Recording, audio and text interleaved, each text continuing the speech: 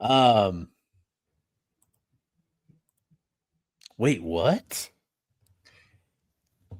Wow. There's no way. He's playing Jedi mind tricks, right? No way. Here. Sam Leavitt listed as doubtful? No way, dude. He was probable yesterday. Here. Wow, dude, that changes the conversation a little bit. This Even if yeah, um dude, we gotta let me upload this here. Here is the updated availability report. Dallas Vakalahi no longer listed as probable, just taken off the list. But yeah, the Sam Leavitt listed as doubtful. Wow, that's interesting. um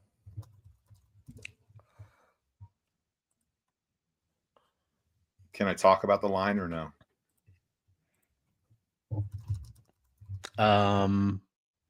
Sure. I want to see how fast that may have moved. Oh yeah, let's look that up. Dude, that That's changes. That's what that's are we going to crazy. talk about now? Well, you have to talk about this, right? Like this changes stuff. This changes the conversation. I was just about to start. I was just going to open up asking you like how we're feeling about this game. And we've got Sam Leavitt listed as doubtful. Like this is that's that's nuts, dude.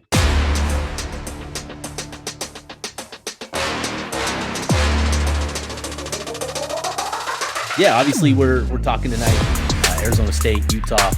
Really looking forward to this matchup. A matchup of top contenders in the Big 12, and I think this is a pretty significant opportunity for Utah. So, I just got a text. Looks like the line has moved to -7. Then On some that's books. starting to be real. Wow. Yeah, so keep tabs on the lines, people. We'll keep yeah, that's interesting. All right, dude. Well, obviously this is a big one. Both teams coming in at 4-1. Arizona State with a non-con loss, Utah with a loss to Texas Tech. And this is an opportunity for Utah to continue to build some momentum after getting back in the win column a couple weeks ago against West Virginia, going into the bye week, getting healthy, and now you have an opportunity against one of the top contenders in the Big 12. So, yeah, this is a big one. And before we get too much further into this, I want to make sure to just remind folks, go to the podcast, subscribe, like, submit those 5-star ratings, go to the KSL Sports YouTube page. You can go to the playlist. I'm pretty sure you can set notifications for the Utah Utes playlist or the Utah Blockcast playlist. That helps us out a lot. We're trying to grow this to get this going where we want it to be. Bennett and I talk about this podcast and the future of it quite a bit and the plans that we hope to, one day accomplish with this. And so your engagement, your involvement with that, and showing us love really does help us a lot. So please go do that when you've got time. And yeah, we'll see. And yeah, that line continues to move 7.5 now. Wow. Dude. So all right. Well, I was just gonna throw it up to you first, dude. Just how we feeling? I don't know how to feel anymore, bro. Um, I mean, no, it's good to get back from the bye week. Obviously, it's nice to recharge and have a little less to do and be able to spend some time with family and doing whatnot. But um, excited to watch this team play another game of football, especially the way they left things off in Morgantown. Built back some momentum after the stinger against Texas Tech. Got two big ones in front of us with Arizona State coming to town, and then the next week travel down to Provo. Um, this is it, right? This is where you start to figure out what is Utah really made of, what's in front of us, what are those postseason prospects, what are those looking like? A lot of questions that'll be answered, no matter who might be under center for the Sun Devils on Saturday. So, Yeah, mine's a little blown. If you're late to the party, you've been living under a rock. Sam Leavitt on the Big 12 injury report has been listed as doubtful. There's a lot of line movement there, which tells you that that's a little bit more than maybe Dillingham just playing some mind games. That's what we were joking about first. Maybe Dillingham's trying to mess with Whittingham for some of the things that Whittingham has done, but it's seeming pretty real. So hope to get some details on that. For those of you that are scrolling the timeline and seeing things, make sure you drop that in the chat. Let us know what's going on, because we're focused on putting a show together, but we could appreciate the tip if you see something. And as always, make sure you're dropping your questions in the chat. We like to engage with you guys and answer those questions. And appreciate all of you and all the support. This is a lot of fun. So. Wow. Yeah. Getting some updates in real time. I think it took a lot of people by surprise, people in the Phoenix area as well. So we'll see. And Pete Thamel just tweeted it out now that Sam Leavitt has been downgraded to doubtful. So they got the Thamel tweet now. They're getting the Thamel tweet treatment. And we're all too familiar with the Thamel treatment when it comes to quarterback injury reporting, dude. Not fun. Not a good place to be. Unreal. Absolutely unreal. Dude, wow. Yeah, dude, this is a big one, like we've talked about. And so before we get into the matchup, this is an exciting one, I think, for a lot of reasons. Right now, obviously, Arizona State coming in, the reigning Big 12 champions. But there's a lot of respect between. I think there's been a growing amount of respect between Utah and Arizona State. The fan bases, but the coaches in particular, Coach Whittingham, Coach Dillingham, have both had really great things to say about each other. And I think that that sort of seeps into the rest of the fan base and the program and all of that. I think there's definitely a growing amount of respect between the two, and I think it's going to make for an interesting matchup this weekend, but just for the foreseeable future. With these two programs. So I'd be curious to hear from folks. Just what do you guys think of this Arizona State matchup? It's certainly evolved over the years as Utah kind of got their legs under them. In the power level, and they became the bullies and they became the guys sort of dominating this matchup. But early on in those Pac-12 years, it was pretty rough. Arizona State was the big bully on the block. And I think Utah certainly enjoyed dishing some of that back the last few years. So, but just would be interesting people's thoughts on this Arizona State matchup and rivalry, if you want to call it that. And we'll make sure to share those. But man, this conversation, dude, this changes. Sam Leavitt, like we've got to talk about this. Like we can't just not. This is the big story now. Yeah, it's definitely a quarterback that I was interested in seeing how the Utah defense would perform against. He is. I listened to some stuff with the PFF guys, and they called it out that he's the number 2 quarterback in the country in terms of scrambling yards. And number 1 is Nico Iamaleava. So just getting both of those, I thought Utah did pretty good job of keeping Nico contained. He did get out and get free a couple times. One really big one that led to a touchdown drive. But Sam Leavitt and Arizona State, with the weapons they have, and Jordan Tyson, Raleek Brown, getting back, Jalen Moss, definitely interested in seeing that test for the Utah defense and seeing how Utah was going to be able to potentially contain that. With that being said, their backup quarterback, don't know too much about him. You got to go back to last year, Jeff Sims. Yep. If you remember, obviously we all remember that game last year, unfortunately for all the wrong reasons. But Sam Leavitt also left that game with an injury, and Jeff Sims came in and was able to do enough to, I think, get Arizona State into the end zone. Right, Arizona State was driving, and then Leavitt took a hit to the shoulder. Sims came in, and I think he was the one that actually scored the touchdown against Utah on a little run. Let me see here. Yeah, Utah, 1 carry, 2 yards, 1 touchdown. Let's see if he threw any passes that game.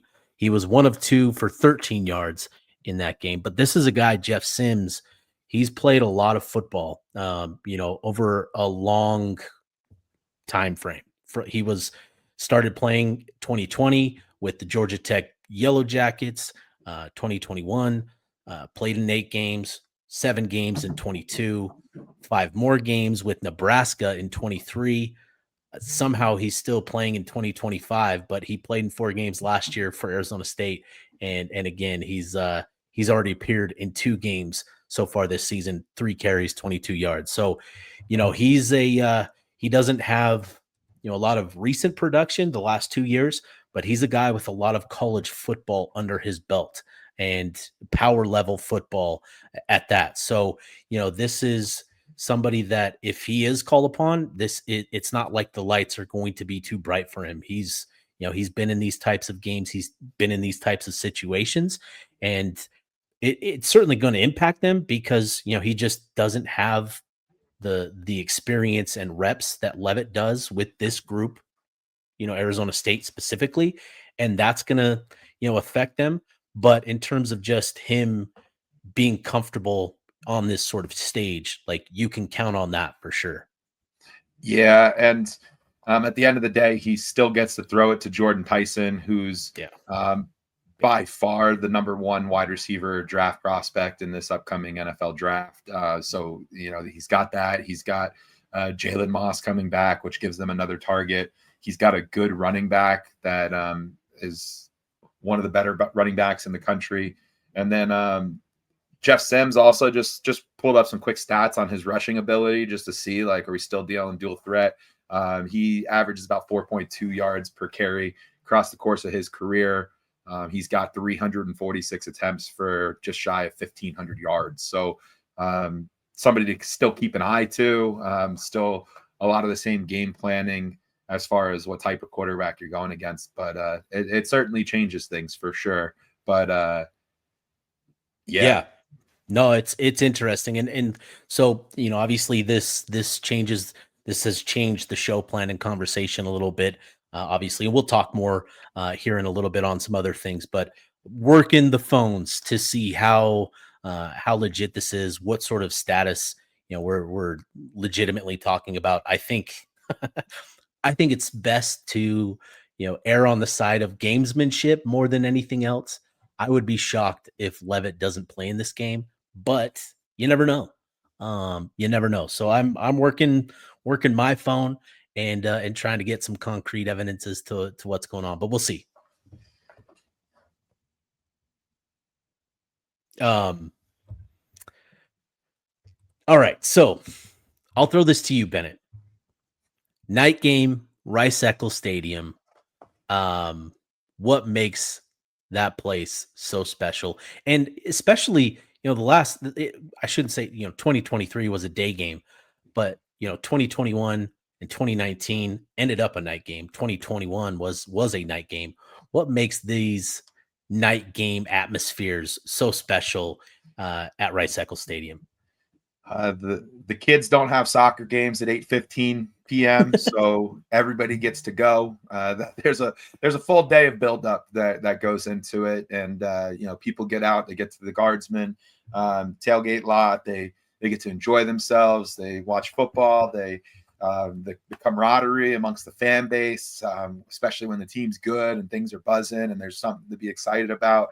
The night games are just they definitely hit different at Rice-Eccles, and 8:15 p.m. is that's about as much time as you can get to get ready for the game. So I think it's just that all day buildup. Maybe some people wake up, do a round of golf, maybe go get a little nap, get a little lunch in, make their way over to the tailgate lots, and then into the game. But I think what 8:15 p.m. affords is not everybody, but most people can make it to that.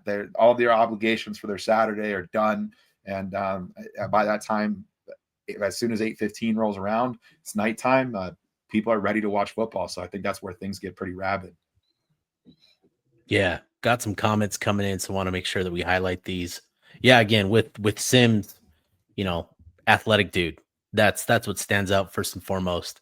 Would be curious to hear from you guys out there. We'll post some comments on what makes Rice Eccles Stadium so special at night, but certainly want to hear from you guys. We'll keep posting some clips here or some of the comments here on the feed. All right, dude. Let's dive into the matchup because we want to do something special. Something we want to get going here pretty regularly. So please welcome on to the podcast, Andrew Crane, joining us on the pod. Andrew, what's up, brother? Can you see me? Can you hear me? Yeah, you're on, dude. Don't embarrass yourself now. You didn't want to.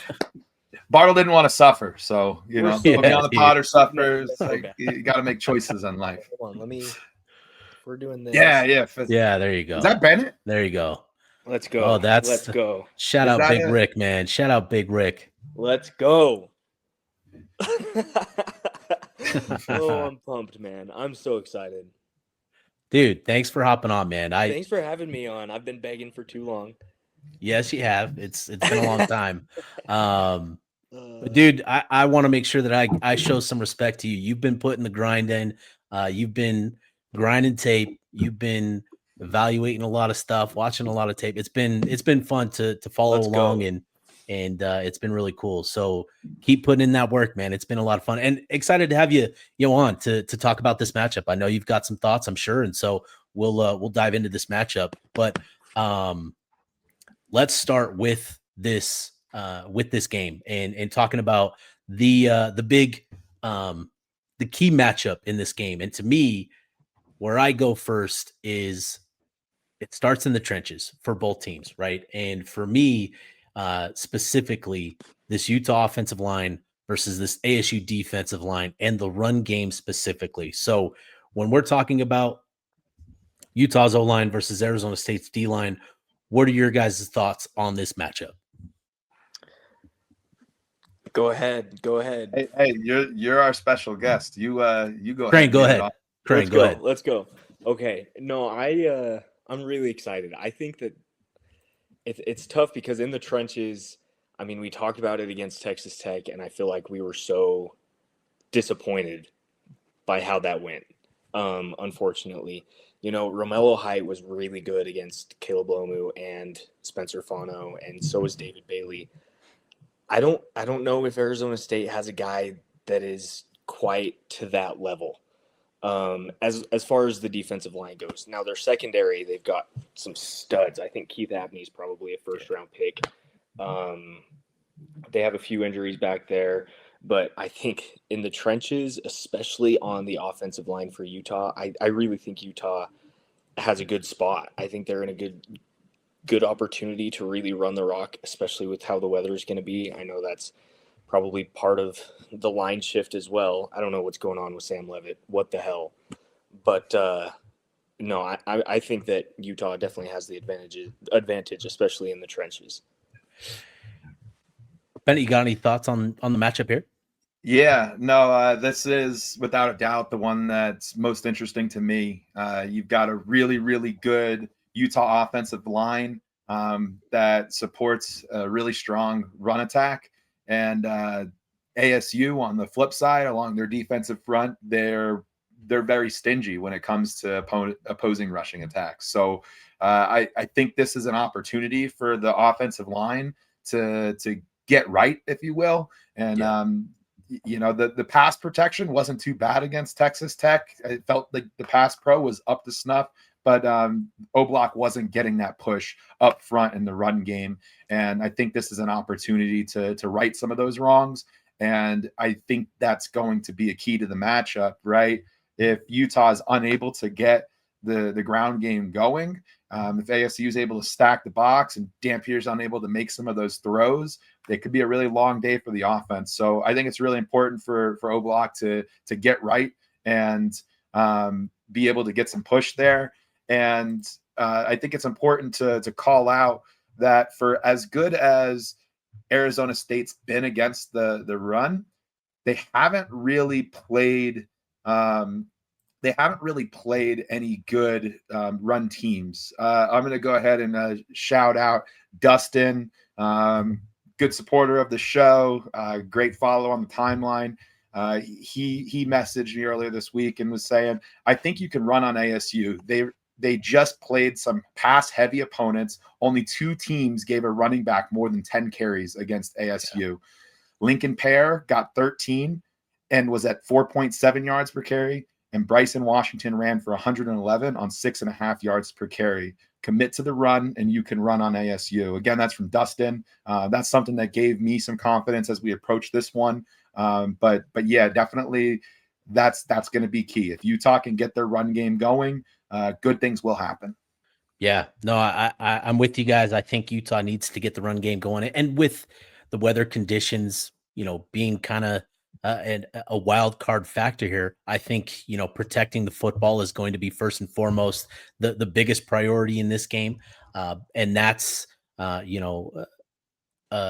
that speaks to the run game itself. Utah's put the ball on the ground, a couple of times with Wayshawn and the carry. So take care of the ball. But I think this is a matchup actually that is going to be really interesting. Arizona State is only giving up 2.6 yards per carry, based on the numbers. And I'm glad that you pointed out, Bennett, that, they haven't faced really run heavy teams that are committed to running the ball the way that Utah is. Utah is averaging 5.4 yards per carry. And I think for me, what this is going to boil down to in terms of determining who's going to win this matchup is who wins on first down. And for Utah coming into this game, they're currently averaging 5.39 yards per carry on first down.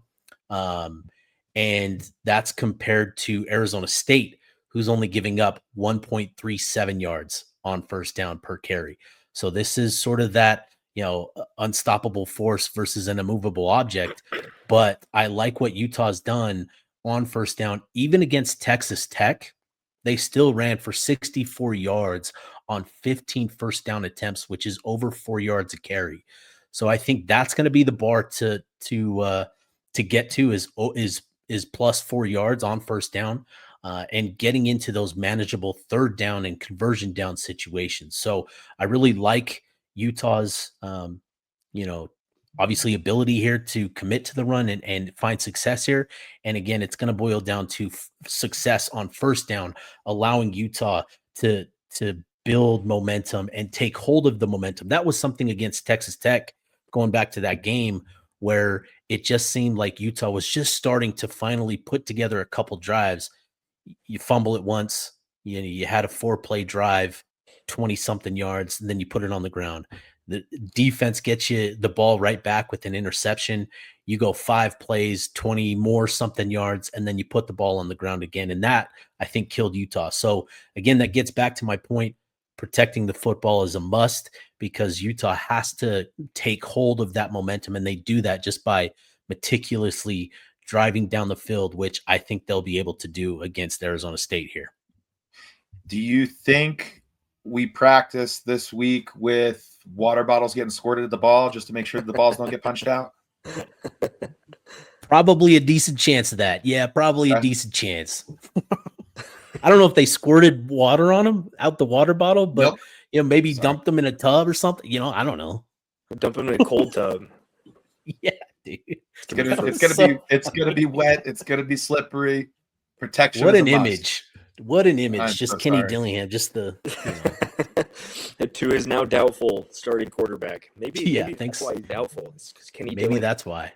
Yeah, dude. Maybe that is why. All right, let's talk the other side of the ball. I think we kind of understand what Utah is about on offense, right? Efficiency and running the ball. Arizona State, not as efficient. They're sort of a big play type of offense, sort of that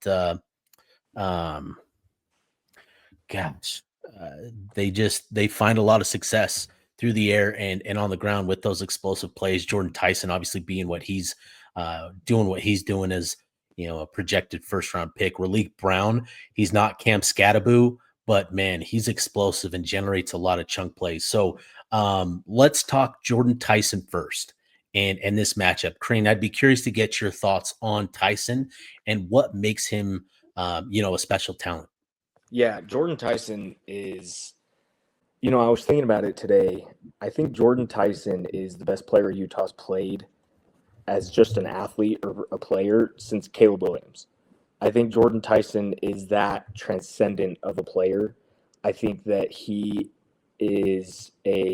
need to let anybody else on the field beat him except for Jordan Tyson. Anybody else, if Raleigh Brown beats you, you live with that.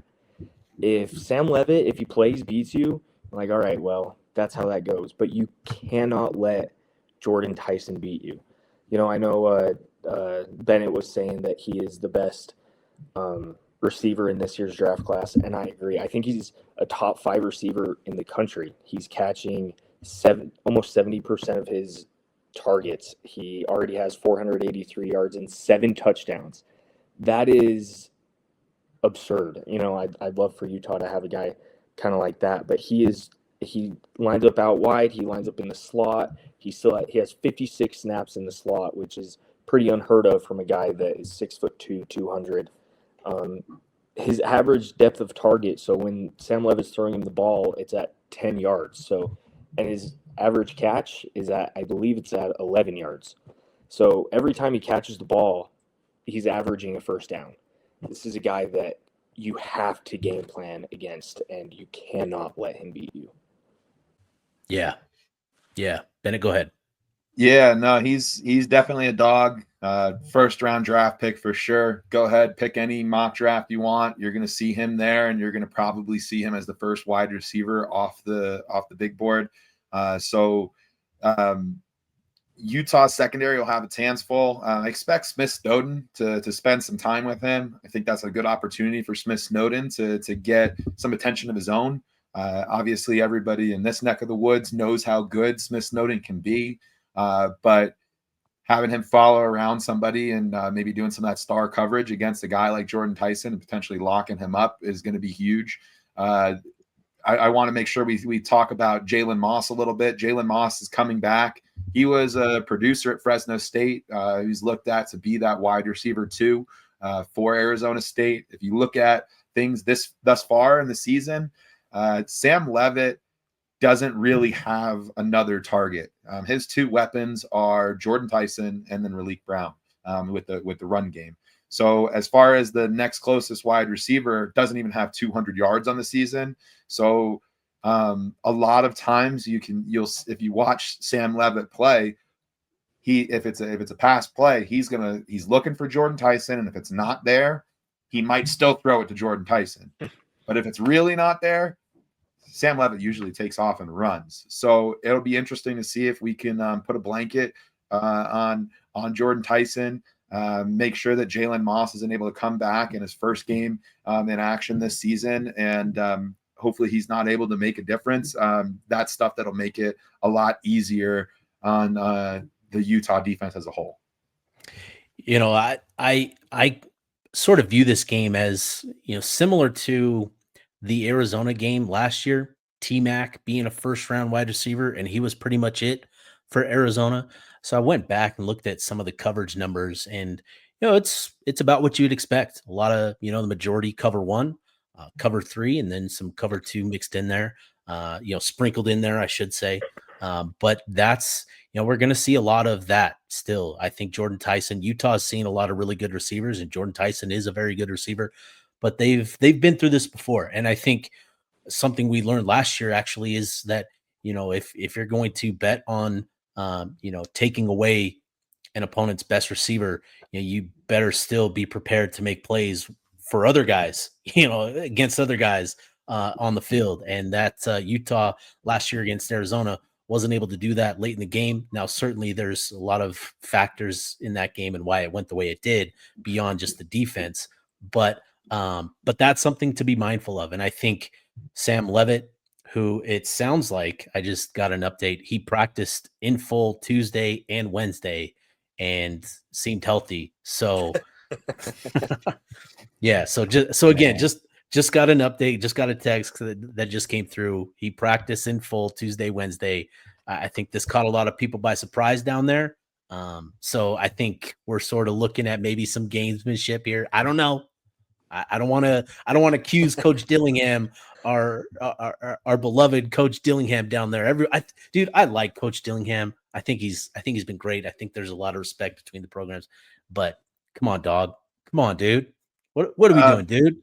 He was listed though as they had him on the injury report yesterday as probable. As probable. Yep. So there may have been something that happened, but I mean, if there's any world where he can go, he's going to go. This is as big of a game as it gets. I know Arizona State has a bit of a grind the next 4 weeks, but if he can go, he's going to go.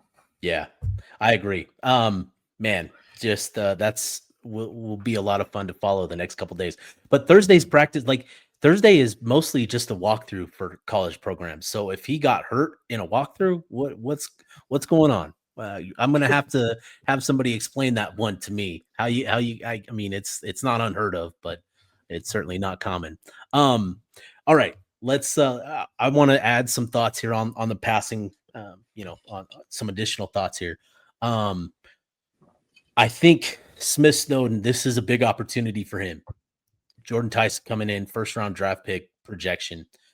You go back to last year, Snowden matching up with Tyson. They matched up on a number of snaps, and Tyson came away with one reception on 3 targets for 9 yards. So I think you feel good about Smith here. Now, obviously, Tyson has elevated his game. I think that's fair to say from when they faced each other week 5 last year or week 6, whatever it was, to now. I think Tyson is certainly, I think that's fair to say he's elevated his game. But I think Smith, this is an opportunity for him to put himself on the map. And I know that he's going to be really prepared for this matchup. I'm excited to see the opportunities that he'll get in coverage. Utah is going to do what they do. They're not going to deviate too much from their identity on defense. Man coverage, cover one, they're going to go mano-a-mano, and frankly, they should. Utah's secondary, I know they've gotten a lot of flack, or got a lot of flack early on for kind of the sloppiness with footwork and how much separation they were giving up. But when you look at the numbers, this is a group that's still limiting opposing passing attacks. When you're talking about Scooby, Smith, Benny, and Blake Cotton, they're combined to giving up, I think, just under 50% completion percentage. So it's a solid number, and I think that's what we'll continue to see is a lot of man coverage against Arizona State. And, obviously with the Sam Leavitt situation, that can change things pretty significantly as well, if it's real. I wonder, and I want to know your guys' opinion on this.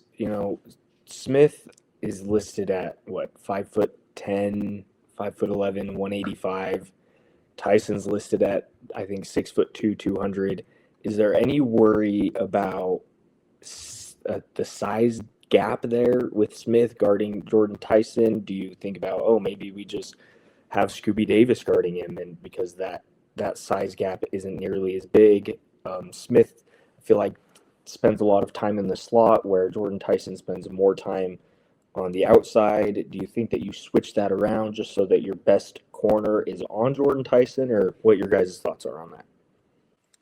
Yeah, that's something that we've seen in the past, right? That star coverage where, Utah's top corner will travel with whoever that top guy is. Now, obviously, with the injury to Nate Ritchie and sort of the flexibility you lose without him, with Benny and Tillman probably needing to play, more strong safety. It'll be interesting. Utah is going to mix up what they do against Tyson. Like they're going to give him a lot of looks. And that's not just for Tyson, but that's for the quarterback. So, you'll probably see a lot of zone coverage. You'll probably see some bracket coverage. You'll see a lot of different things, but I do think we will see quite a bit of Snowden versus Tyson mano-a-mano. And obviously you're going to give help. But I think this is an opportunity for Smith for sure. Yeah, no, and I think that's all well said. And I kind of wanted to spotlight a comment here from DJ Lava. Scally cannot play man on Tyson all day. Just bracket him. Learned from the USC game years ago. Some of that I do agree with. It's gonna be. It feels like it's gonna be one of those. We're gonna have to kind of feel some things out, make adjustments as the game goes on, but don't get totally torn up. The other thing with playing 100% man, if you've got a guy like Sam Leavitt, you can just have those receivers streak the field, and then that opens up things on the outside and allows for some scrambles. So it'll be interesting. This is definitely one of those games where Scally's gonna have to put together a bit of a game plan. Yeah, he's gonna need to be in his bag. And this is the type of matchup that he prepares for. And coming off of a bye week, I fully anticipate him being prepared to throw a number of different looks, at this Arizona State offense with Tyson specifically. And, you talk about man coverage. Utah played, like I said, a lot of man coverage last year against Arizona and T-Mac. And I think he ended up with about 50 yards last year. So, Utah can find success in man coverage. Do they have, Zamaya Vaughn or that? Like, I don't know, but guys are going to have to step up. You're going to do some different things. You're going to do bracket. You're going to do a lot. So like I said, I think Scally will have a bag for Saturday night. And I'm excited to see what all he cooks up. So,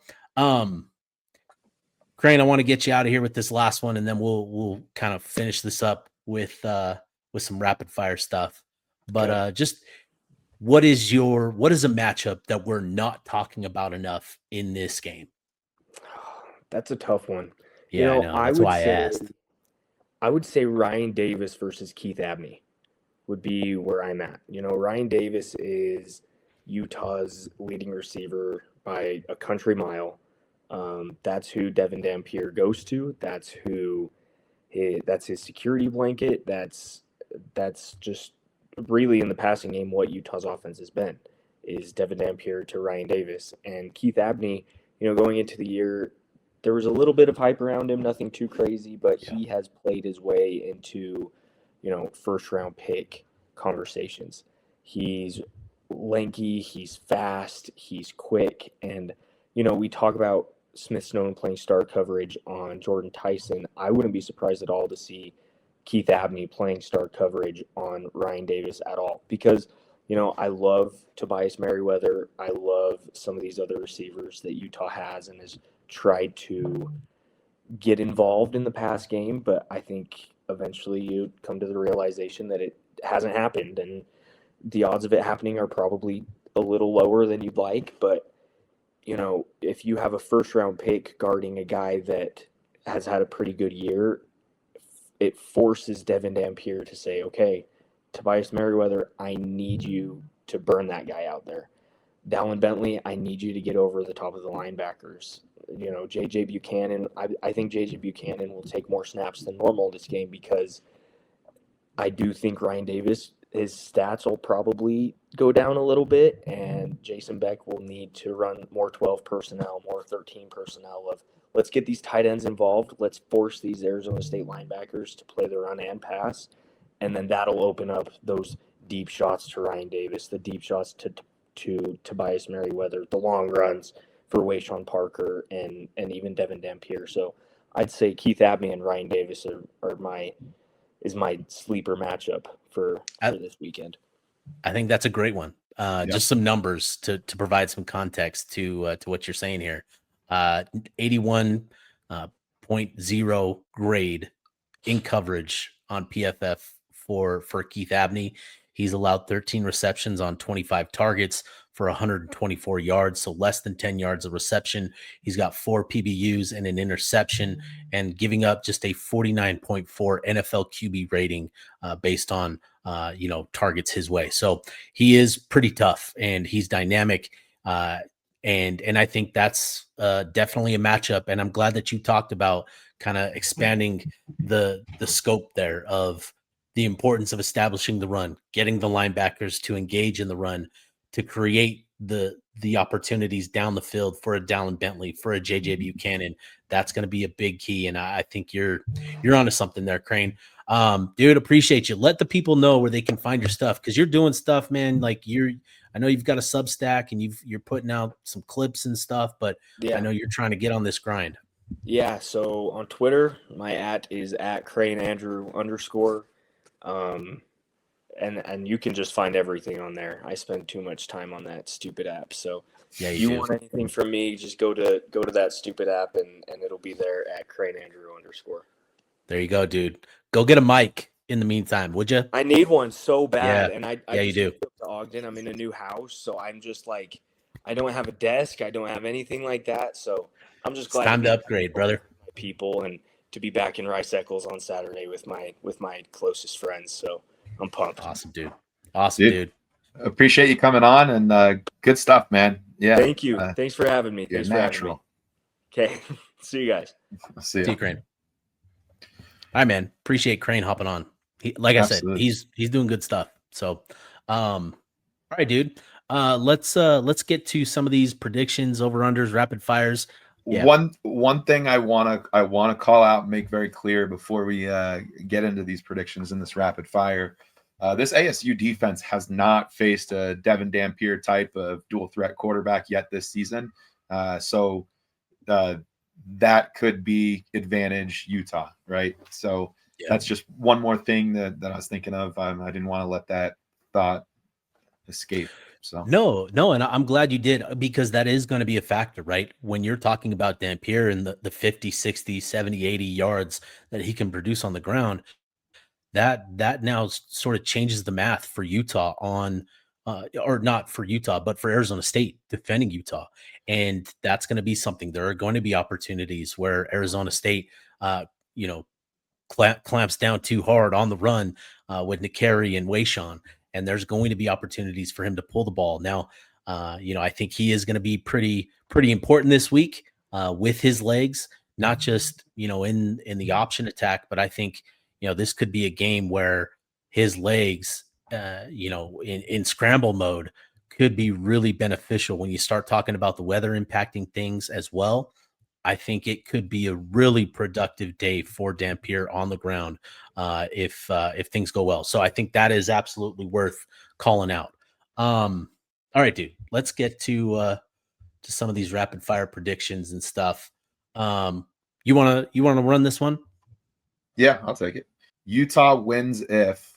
I think if, like I said earlier, I think Utah wins if they average more than 4 yards per rush on first down. I think that says that the offensive line is generating the push that they need to create opportunities on the ground, and that they're controlling the line of scrimmage. So for me, if Utah gets over that 4 yard mark on first down, I think that's pretty indicative of Utah doing good things on on offense. Yeah, and Shub took the words right out of my mouth. I got Utah wins if Utah establishes the run. I know that's cliche, but that's our game. And if Utah's able to do that, should be a good night at Rice Eccles. Yeah. All right. So rapid fire over unders.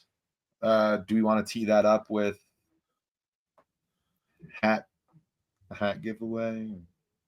Yes, we do. This part of it. Yes, we do. So we'll get this out tomorrow. Get back on track with back from the bye week, doing the Lodge 33 hat giveaway. So closest prediction to the actual score of the game, we'll get a free Lodge 33 hat. And if there is a tie, we're going to use these over unders and these little predictions as the tiebreakers. So let's get into the rapid fire over unders and questions here. Who scores Utah's first touchdown?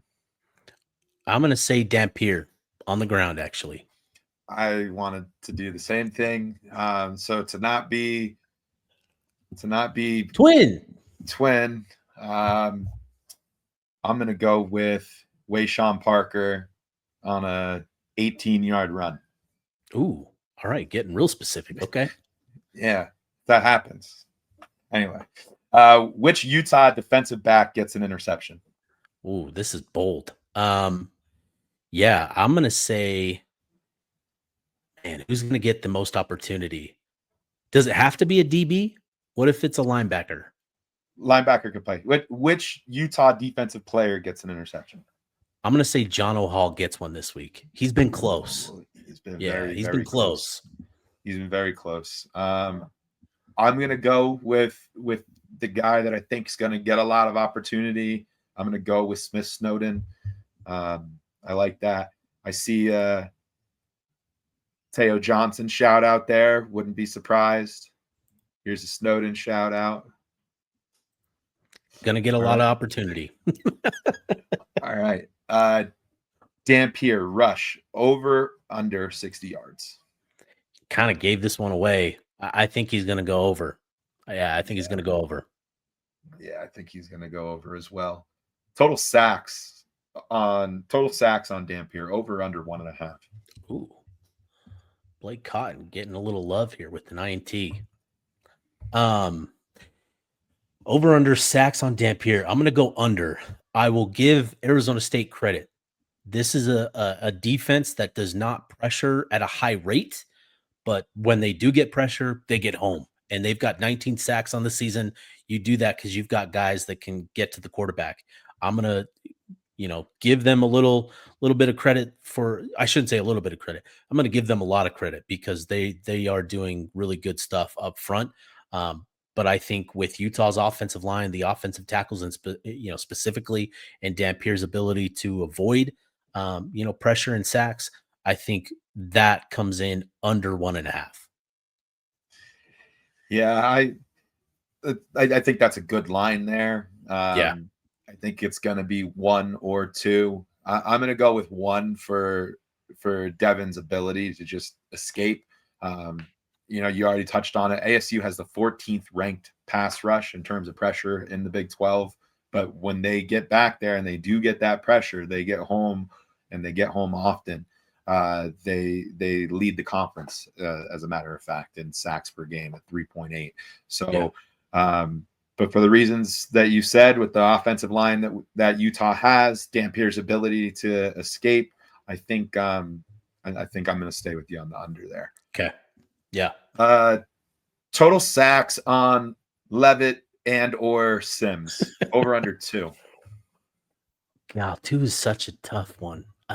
So Arizona State, they've given up, I believe, 14 sacks on the year total, or 12. No, it's 12. 12 sacks total on the year, with only one of those by fault of the offensive line. So there's some protection issues where running back or tight end isn't getting clean blocks. Some of that is on Sam Leavitt, which is something that Devin Dampier has struggled with as well. I'm going to say over. Yeah, I'm there too. I'm thinking 3 sacks. I think night game, Rice Eccles saw somebody say something to the effect of, got to stop calling it Sack Lake City. I'd like some people to be able to circle back on that one after this game on Saturday. Yeah, for sure. For sure. Utah turnovers, giveaways, like Utah turning the ball over under. I'm going to say under.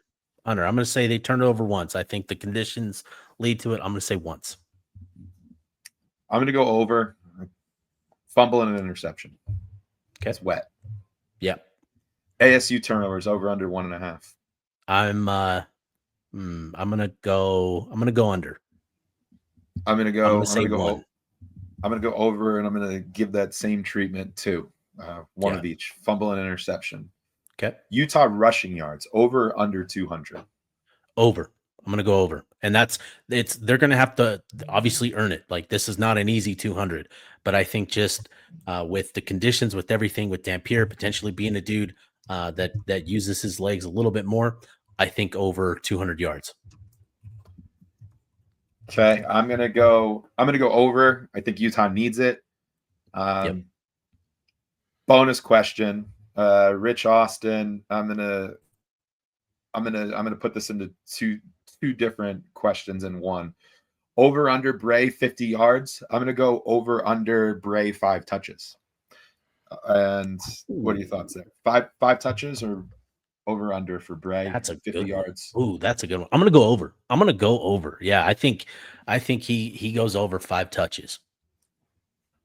I like it. I think he's probably somewhere in that 4 to 6 side of things. I'm gonna go over, and I'm gonna go over. I think he's gonna break one decent chunk play for Utah. Okay, nice. And final score prediction, or do you have another one you want to throw up? No, I've got one. So I'm gonna go 27-20 score prediction for me. Utah gets the win. It's gonna be a grind. It's gonna be a defensive slugfest, but I think 27-20 is where I've kind of landed on this game. And my gut kept telling me 27-24. ASU's last 2 games, the score is 27-24, but I just made a last second adjustment. 28-24 Utah. There you go. There you go. Yeah, there you go. Yeah, let's hear from you guys. Send us your predictions. Like Bennett said, we'll do the Lodge 33 hat giveaway again this week. So we'll get the score prediction and the over-unders that you can comment on tomorrow. We'll get that out so you can get those posted to Twitter and everywhere else. But yeah, get some score predictions in here. Do we have any questions that we got to run through real quick? I know we starred some. I want to make sure I hit those real quick before we call it a show. This is a good one. Will Utah have a wide receiver go over 100 yards in this game, and who will it be? Bentley. I know it's not a wide receiver, but no, I was gonna say Bentley. I was literally I was like, if anybody is gonna go over 100 yards, given the matchup, I think tight ends versus this linebacking group. I think that's the matchup. And if you want to put JJ Buchanan in that tight end conversation, be my guest. But I think tight end. I think a tight end is more likely to go over 100 yards in this matchup. I think so. Does that put a bow on this, or I didn't know if another you were going to question. touch that one. Did Nate Johnson go? Where did Nate Johnson go? This is not just a fumble issue, but he's got to earn the trust of the coaching staff. He is involved, and I want to make that clear. He is involved. He's actually playing a pretty important role this week for Utah. Very important role for Utah this week. So I know everybody wants to see him on the field. He's obviously got to work his way back into the good graces of everybody. Not just, this is not a wit thing. He's just got to work through some things. But he is playing an actually really important role for Utah this week as they prepare for Arizona State. See Adam Howick for all your heating and cooling needs. Free advertising on the Blockcast, bro. We got to start billing these people for that, man. We don't make enough money to be handing out free ads, dude. You're right. Can you talk about verticality? We save that for the space. Is that an UNC term? Is that an UNC term? It's just a joke. Just a joke that there's a lot of talk about verticality leading into the Texas Tech game, and got some of that in the West Virginia game. All right. Appreciate everybody for tuning in. We'll put a bow on this one. We'll call it a show. We're going to keep tabs. We're going to keep hunting for intel on Sam Leavitt and how injured he actually is. But appreciate everybody. You guys are great. This will be posted tomorrow to the podcast feeds and to YouTube. So appreciate everybody. Again, I know I say that a million times, but you guys are great. It's been a lot of fun. We'll be back at it post game Saturday night. The little live instant reaction. So make sure to have the notifications turned on for that as well. And excited for this one. This is going to be a fun matchup. Certainly more fun now that we've got some QB injury drama that we've got to monitor. It's going to be a fun one. So for myself, I'm Steve Bartle. Signing off.